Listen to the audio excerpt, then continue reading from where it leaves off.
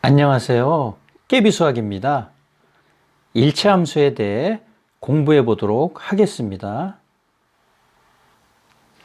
1차 방정식이란 변수 x의 최고 차수가 1차이면서 방정식의 모든 항을 좌변으로 이항하여 정리하였을 때 x에 대한 1차식은 0의 꼴로 변형되는 방정식을 말합니다.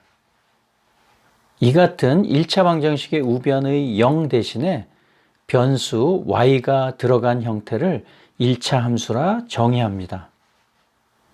함수에 대한 개념 이해가 부족한 친구들은 업로드 되어 있는 다음 영상들을 참고하여 부족한 부분들을 보충하고 넘어가면 좋겠습니다. 1차 함수의 일반적인 형태를 쌤 개인적으로는 다음과 같은 세 가지 유형으로 분류하고 있는데요.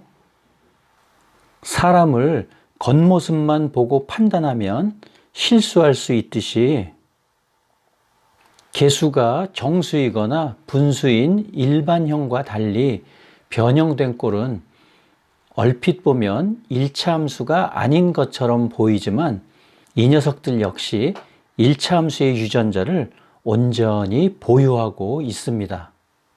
정말로 1차 함수가 맞는지 잠깐 살펴볼까요?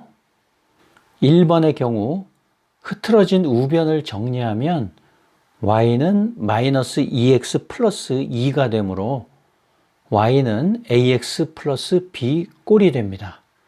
당연히 1차 함수가 맞죠.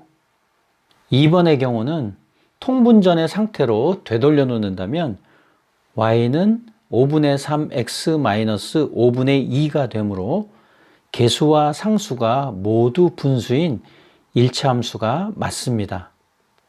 마지막 3번의 경우는 x절편과 y절편이 주어졌을 때의 1차 함수 형태인데요. 분모 2와 3의 최소 공배수인 6을 등식의 양변에 곱하고 정리하면 y는 마이너스 2분의 3x 플러스 3이 됩니다. 따라서 역시 1차 함수임을 알 수 있습니다. 이 외에도 양변에 변수 x와 y가 섞여 있고 괄호까지 포함된 형태인 경우 주어진 식을 정리하였을 때 y는 ax 플러스 b 꼴을 만족한다면 역시 1차 함수가 되겠습니다. 이와는 달리 분모에 x가 자리하고 있거나 x 없이 상수만 남아있는 형태 또는 y는 x, x-2처럼 두 1차식의 곱으로 되어 있는 형태 등은 1차 함수가 아닙니다.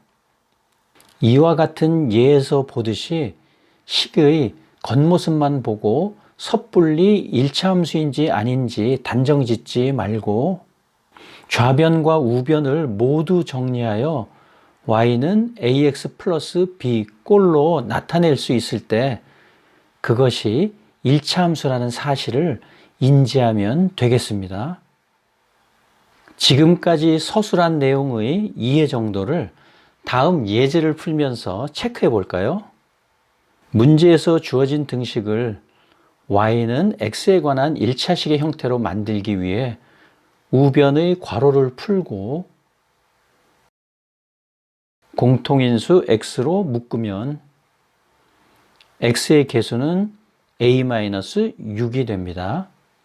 여기서 x의 개수인 a-6이 0이 되면 우변은 1차식이 될 수 없으므로 a의 값은 6을 제외한 모든 실수가 되겠습니다.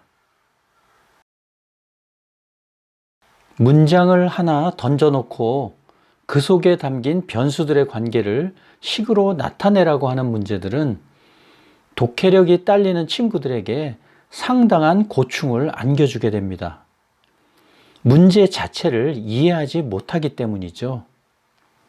상급 학년으로 올라갈수록 지문을 읽고 해석하는 능력이 문제 해결의 필수적인 요소이므로 평소에 이런 유형의 문제들을 많이 접하고 풀어봐야 합니다.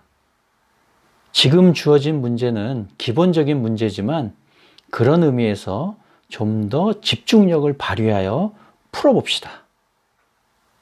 보기 1번입니다. 일명 거속시 문제인데요. 시간은 속력분의 거리이므로 이 관계에 맞게 문자와 숫자를 대입하면 y는 x분의 150이라는 관계식을 구할 수 있습니다. 그런데 앞서 얘기했듯이 분모의 변수 x가 자리한 것은 분수함수이므로 1번은 1차 함수가 아닙니다. 보기 2번입니다. 실생활에서 흔히 접할 수 있는 상황이 되겠네요. 문자에 겁먹지 말고 차분히 지문을 분석해 봅시다. 1,000원짜리 노트가 한 권이면 1,000 곱하기 1, 두 권이면 1,000 곱하기 2, X권이면 1000X원이 되겠죠. Y원짜리 볼펜 4개의 값은 4Y원, 둘을 합한 가격이 5,000원이므로 1000X 더하기 4Y는 5,000이라는 관계식이 성립합니다. 이 등식은 Y는 X에 관한 1차식으로 정리되므로 2번은 1차 함수가 되겠습니다. 다음 보기 3번입니다.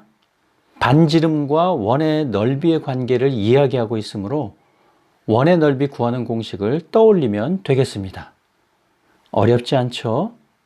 원의 넓이는 반지름 곱하기 반지름 곱하기 3.14니까 y는 x 곱하기 x 곱하기 파이가 되겠네요. 이 식의 우변은 x에 관한 2차식이 되므로 보기 3번은 2차 함수임을 알 수 있고 따라서 탈락. 마지막 보기 4번은 우리 친구들이 극혐하는 소금물에 관한 이야기를 서술하고 있네요. 아우 징그러워.